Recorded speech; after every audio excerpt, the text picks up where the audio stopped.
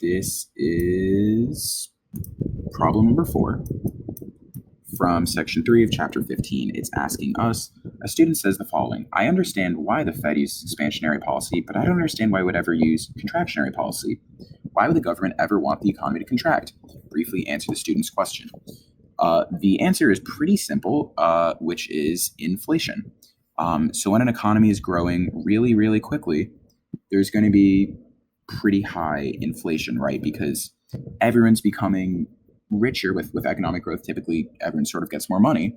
And because of that, prices of things are going to need to adjust to that,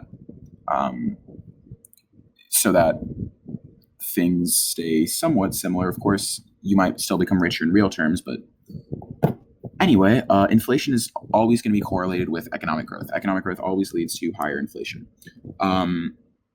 And of course, governments, national banks, all that want to avoid hyperinflation. Hyperinflation is one of the worst things that can happen in your economy. You're looking at interest rates of, or rather inflation rates of maybe 100% a day. That's crazy. I mean, that's really not something an economy can keep up with. And the Fed never wants to fall into an inflationary spiral.